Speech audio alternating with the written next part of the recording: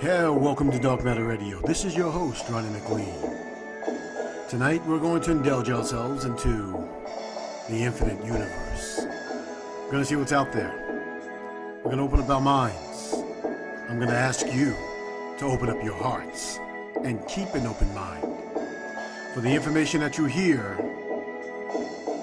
may just shock your mind.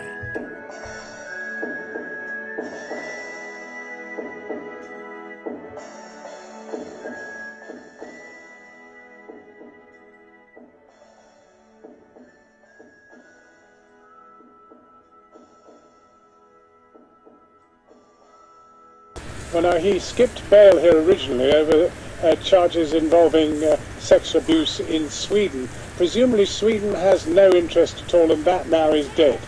First of all, there were no charges in Sweden. It was a preliminary investigation in which he was never charged. That investigation was closed.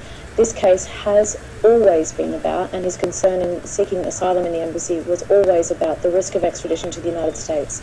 Today, that concern that we've been warning about since 2010 has unfortunately been proven correct. So we don't expect there to be further information from Sweden. As far as we understand, that case has been closed. We'll be fighting this extradition request. This raises key free speech concerns and ought to be a matter of concern for all media organisations and journalists outside of the United States. This effectively means that if you receive information from a source and you publish truthful information about the United States, then you could face extradition and prosecution in the United States. That's a terrifying precedent, and this is one that all of the media ought to be standing against. But of course the United States sees it rather differently, don't they? They're absolutely furious about the scale of what they regard as really deeply secret issues have been leaked. What they're furious about is having revealed for having engaged in war crimes, in human rights abuse, and about corruption. Those are public interest disclosures for which Wikileaks has won numerous journalism awards, including the Amnesty Award, including the Economist New Media Award, including the Most Outstanding Contribution to Journalism in Australia Award. This is a free speech issue, and all of the media organisations who also publish Chelsea Manning's material ought to be very concerned about this precedent and ought to be standing up for the people that made those publications possible. There are other issues. The emails leaked during the 2016, particularly the Hillary Clinton's emails during the 2016 Democratic election. That is a separate publication for which there has been no indictment and has no connection whatsoever with the extradition request that's made today. The extradition request from the United States relates solely to the material that was released by Chelsea Manning in 2010. That's material that was published, I believe, including by Channel 4, including by The Guardian, Le Monde, Der Spiegel, El País, and newspapers around the world, including in the United States. So this is a very serious matter for press freedom. Well, Jen Robbins, thank you very much indeed for joining us. We'll be watching developments with great interest. Thank you. Okay, here we go. Great Grand Rising, everyone. Great Grand Rising. We're going to be talking about Julian Assange today, which is extremely important. Extremely important because this is something that's been going on for quite some time now. And as people may know, that Julian Assange was supposed to appear in court today, but he was still ill. And he is the founder and editor of Wikileaks, right? I believe he founded it in 2006. He came to international attention in 2010 when he published a series of leaks provided by Chelsea Manning, right? And we know who Chelsea Manning is. She's Elizabeth Manning is an American activist and a whistleblower, as they are called. She's a former United States Army soldier who was convicted by court-martial in July 2013 on violations of espionage, that's serious, act, and other offenses after disclosing to WikiLeaks nearly 750,000 classified documents, right? So that's where, where we are right now. I mean, it was on Afghanistan, collateral murder, Iraq war logs, Cablegate. What was Cablegate? Cablegate was United States diplomatic cables leaked, widely known as Cablegate, began on Sunday, 2008, November 2010, when WikiLeaks, a non-profit organization that published submissions for anonymous whistleblowers, began releasing classified cables and had been sent to the United States State Department. So Assange has been around. He's been doing this stuff all for a long time. And today he was too ill to appear by video link for the last hearing in relation to his possible extradition to the United States. Lawyers for the Wikileaks founder told the court today, right?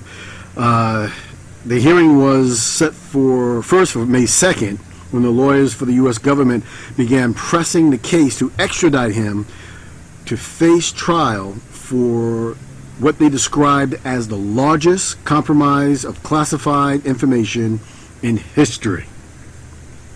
However, the Solicitor General Garth Price told a judge at Westminster Magistrates Court in London on Thursday, which is today, that Assange was too ill to appear by video link from prison. The date for the next hearing was confirmed to be June 12th. Crazy, because right now Assange is being held at the Parrel high security prison in southeast London. Now this prison is for bona fide murderers. I mean, the worst type of criminals you can actually put your eyes on in Britain. It's a horrible place. You spend, I believe, most of your time, it's about 12 to 15 to 16 hours a day in solitary confinement. And it is terrible. Before he was in South America, before that, where you see these pictures where he's coming out of his house. Actually, those are the pictures where the check got him out of the Ecuadorian apartment complex that he was living in, and then he was extradited over to Britain and ended up in the jail. I mean, the toll of this jail, what it's taken on him when you don't have sunlight, you don't have the proper food to eat, you don't have any real recreation, is you end up looking like this. Before he went in, you know, he looked pretty healthy, and now he's looking like this. And what people are saying, that they're probably pretty scared that he might, you know, die in jail. So they transferred him out of that jail into a hospital adjacent to the jail, or closely associated with that jail. And the Belmarsh high security prison in southeast London. Now he's in a hospital. And Julian Assange, he's only 47 years old, and look how this man looks. He's only 47 years old. So I wanted to bring this out there to the attention to the people. It's the reason why we're talking about doctrine discovery, and we're talking about a lot of these other Aboriginal rights and stuff like that. That, you know, people trying to bring out the truth, and this is what ends up happening to them in this world system. This is Ronnie McLean for Dark Matter Radio. And hopefully Julian Assange is not extradited to the United States.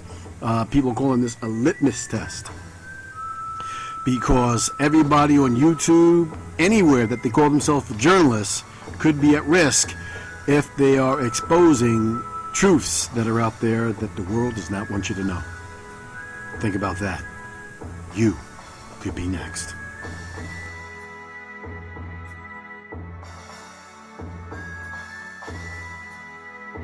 We will be fighting this extradition request. This raises key free speech concerns and ought to be a matter of concern for all media organisations and journalists outside of the United States.